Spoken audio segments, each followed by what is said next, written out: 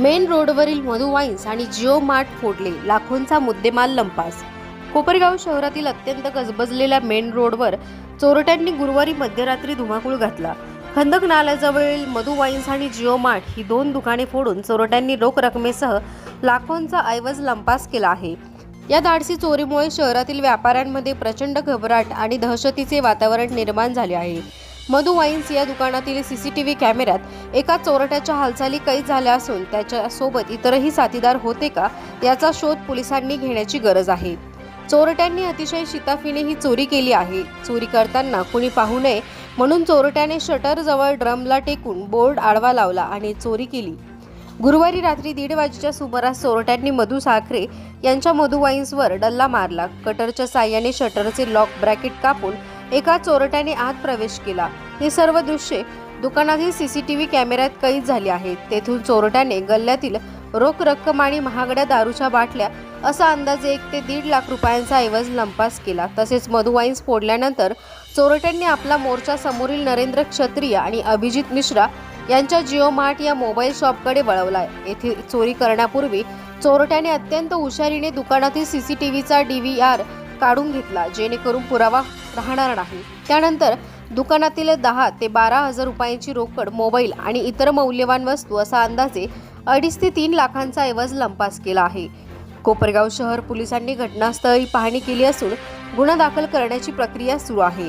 भर वस्तीतील दुकाने फोडल्याची माहिती मिळताच रात्रीच्या वेळी अनेक व्यापाऱ्यांनी घटनास्थळी धाव घेतली। जर मुख्य रस्त्यावरील दुकाने सुरक्षित नसतील तर आम्ही व्यापार करायचा कसा, असा संतप्त सवाल व्यापारी विचारत आहेत।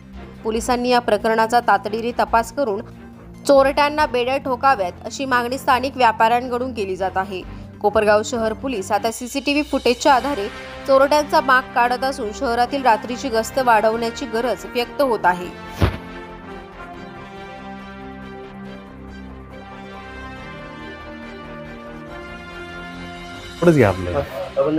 काय घटना घडली आज?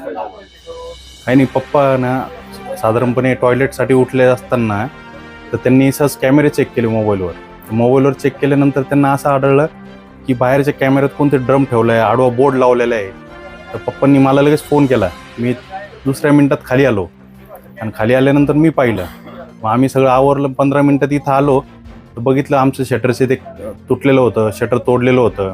मग आम्ही शटरमधून आतमध्ये आलो तर सगळा माल इकडं तिकडं झालेला होता, कॅश वगैरे गायब आहे आणि 2-4 खंबे गेलेले आणि बरंचसं ब्लॅक डॉगचे जे क्वार्टर होतात ते पण गेलेले आहे। म्हणजे जो मागाचा जो मुद्देमाल आहे तो त्यांनी लंपास केलेला आहे। आणि काय झालं, मग नंतर आम्ही जस्ट व्हिडिओ शूटिंग पाहत होतो, रेकॉर्डिंग पाहत होतो, ते का आम्हाला असा आडवा बोर्ड लावलेला तो जिओचा बोर्ड दिसला। मग तो मी म्हटलं अरे समोरच्या दुकानाचा जिओचा बोर्ड आहे। मग आम्ही इथं बसले आम्हाला असं वाटलं समोर असेल बघ तो बोर्ड। आम्ही तिथं जाऊन पाहिलं तर ते सुद्धा शटर तोडलेलं होतं आडवा लावून। मग आम्हाला असं कळालं की समोरचं दुकान सुद्धा फोडले। मग आम्ही त्या मालकाला फोन करून तातडीने बोलवलं। मग तिथलं पण ते सगळं बघितलं काय नाही, तर त्यांचा तो DVR गायब आहे वगैरे सगळं काय घटना घडली। आणि आपल्या इथं जी घटना घडली साधारणपणे तर त्यांनी हे जे सेटअप बसवला साधारणपणे 1:31 बसवला हा सगळा सेटअप आणि तो दुकानात आला 2:10 आणि मोजून 3 मिनिटाच्या आत तो दुकानच्या बाहेर पडला। सगळं काही इथले कॅश घेऊन, इथला आपला मुद्देमाल जो असेल, माझा एक मोबाईल होता ड्रॉवरमध्ये दुकानचा तो गेलेला आहे, त्याच्यानंतर 4-5 खंबे गेलेले आहे, बरंचसं सगळं घेऊन तो 3ऱ्या मिनिटाला दुकानच्या बाहेर निघून गेला। आणि अशा प्रकारे त्यांनी ते सगळं घडवलंय। पोलिसांनी व्हिजिट केली, पोलिसांनी बघितलं सगळं, तर ते म्हणे आता कंप्लेंट वगैरे देऊन होऊन जाईल समजा काय। आता 1 ते 3च्या दरम्यान ही घटना घडलेली आहे। आत बाहेरून डायरेक्ट शटरची पट्टीच कट केलेली आहे आणि आतमध्ये महत्त्वाचा विषय म्हणजे बघा DVRच गायब, DVRच चोरांनी चोरून नेलेला आहे। त्याच्यामुळं आम्हालाही काही खुलासा होत नाही, पण आम्ही जे बघितलंय याच्यामध्ये काही स्मार्ट वॉच असतील, पॉवर बँक असतील किंवा इलेक्ट्रिक काही वस्तू आहे, हेअर स्ट्रेटनर, हेअर ड्रायर या अशा वस्तू काही चोरी गेलेल्या आहे। त्याच्यानंतर कस्टमरचा एक मोबाईल होता सॅमसंग फोल्ड 7, तो जवळजवळ 1,80,000 ते 85,000 रुपयाचा मोबाईल आहे, तो पण इथं नाही आहे, तो पण चोरी गेलेला आहे। आता हे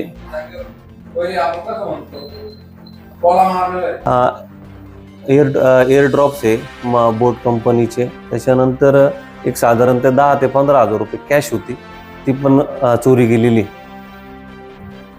आणि अशा अजून बऱ्याचशा वस्तू आहे, आम्ही त्याचा बी शोध घेतोय, स्टॉक चेक करतोय किती अजून काय चोरीला गेलेलं आहे. तर मग पोलीस प्रशासनाने याच्यात आम्हाला मदत करावी और लवकरात लवकर चोराचा तपास करून ती कारवाई करावी.